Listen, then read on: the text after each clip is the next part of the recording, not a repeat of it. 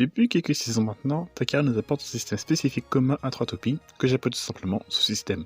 En saison 3, on avait le système Kekusei, ou EV Turbo, qui est le seul actuel sous-système qu'on retrouve aussi chez Hasbro et par extension Pro Series. En saison 5, on a le système Limit Break, et en saison 4, on a le système Mugen Lock, dont tout le monde se fout aujourd'hui car oublié pour des raisons que je vais détailler d'ici quelques secondes. Une fois n'est pas coutume, chez Hasbro, les Mugen Lock n'ont pas leur gimmick, et les gens s'en sont plaints. Alors je pourrais dire que la fermeture en masse des magasins Toys R Us dans le monde, combinée à la pandémie mondiale, ont affecté Hasbro de bien des manières, mais bien avant tout ça, Hasbro faisait déjà des toupies différentes de Takara. Et les plaintes sur l'absence des gimmicks des Mugen Lock, ça rentre dans la liste de ce que j'ai renommé l'hypocrisie des fans de Takara. Vous savez, ce genre de toupie Hasbro dont les gens réclament leur gimmick, alors qu'ils n'utilisent jamais leur gimmick de la façon de Takara d'origine. Bref, là n'est pas le sujet. Les Mugen Lock, Prime Apocalypse de type attaque, Regalia Genesis de type défense et son évolution directe, Big Bang Genesis aussi de type défense. D'ailleurs, fun fact, Genesis et Genesis sont officiellement chez Hasbro de type endurance. Voilà, je pose ça là. Pourquoi j'en parle que maintenant alors que ce sont des produits sortis il y a un petit moment? Parce que oui, Apocalypse et Genesis sont vendus dans un Customize set avec les pièces que vous pouvez voir sur votre écran. Le tout sorti en octobre 2019. Et Big Bang est sorti en booster 3 mois après avec le disque 0 et le driver Yard de métal. Eh bien, la raison, c'est que Hybrid, le driver de Regalia, est un driver électronique qui fonctionne à l'aide de piles, des piles LR44 pour être précis. Et j'avoue que j'en étais pas vraiment fan. Du coup, j'ai voulu tout simplement attendre que des recolors DLR sortent en random booster ou autre. C'est la même raison de pourquoi je n'ai pas acheté l'original de Imperial Dragon 2, avec son driver qui est Ignition Dash, qui est aussi électronique. Autant pour Imperial, j'ai eu de la chance car elle est sortie en random booster, autant pour Apocalypse et Genesis, encore aujourd'hui, elles n'ont pas de recolor. De mémoire, il existe juste une version ultra rare de Prime Apocalypse en version Dark Turbo. Encore ça s'appelle des Black Dragon, je crois, je sais même plus. Autre chose qui m'a poussé à l'achat, c'est son prix, juste incroyable. Le Gachinko Customize Set m'a coûté à peine plus de 60 €. Comparé au Customize Set des saisons précédentes, qui gravite entre 80 et 120 € sur eBay. C'est vraiment peu.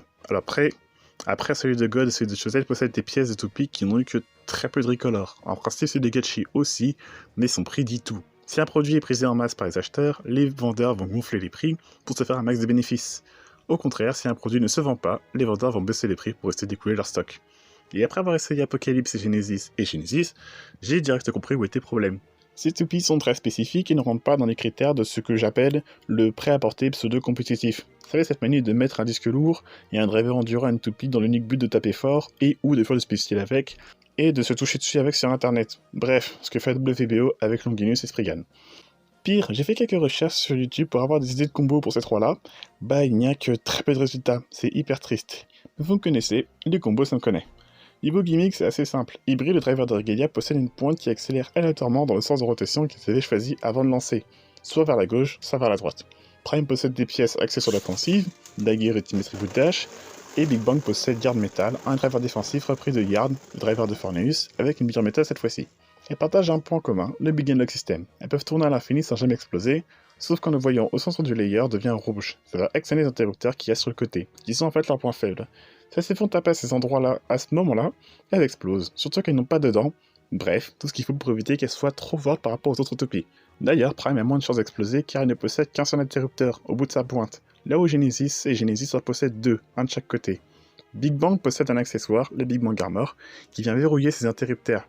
Ainsi, il faudra désactiver le Big Bang Armor en tapant dessus au combat pour rendre les interrupteurs à nouveau vulnérables. Cette armure est compatible avec Regalia Genesis et Prime Apocalypse pour échanger en respectivement Perfect Genesis et Perfect Apocalypse, pour ainsi gagner les effets de l'armure que je viens d'expliquer. Hélas, l'armure tient moins bien sur ces deux-là, surtout Regalia, et aura tendance à se désactiver plus facilement que sur la Big Bang Genesis de base.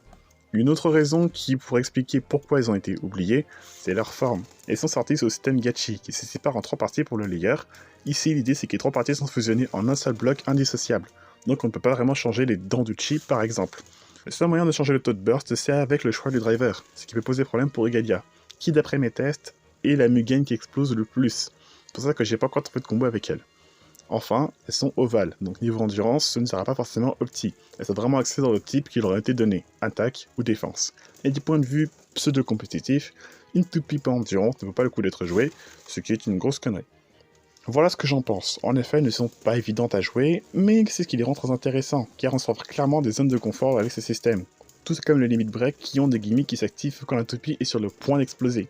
Même sans Big Bang Armor, Prime et Regalia restent tout à fait jouables avec les bonnes pièces. Regalia je cherche encore, mais Prime j'ai un combo avec Sting et Kick, le driver de Vanish Fafnir. Un combo qui fonctionne tout aussi bien avec Big Bang Genesis, mais en vrai, Big Bang se débrouille très bien avec son combo de l'animé avec Hybrid.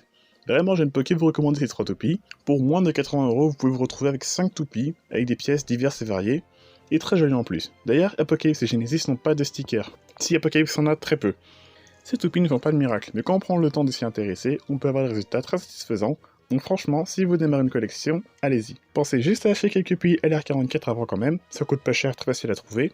Certains vendeurs sur internet les retirent avant l'envoi pour éviter les risques d'explosion pendant la livraison. Ben voilà, cette vidéo est à présent terminée. Je voulais juste parler de cette toupie car je n'avais jamais vraiment parlé des Megalox sur ma chaîne. Et je trouvais ça intéressant de revenir sur ce système aussi unique que tristement oublié. Sur ce, les Bladers, moi je retourne à mes combos et je vous dis à la prochaine pour une future vidéo.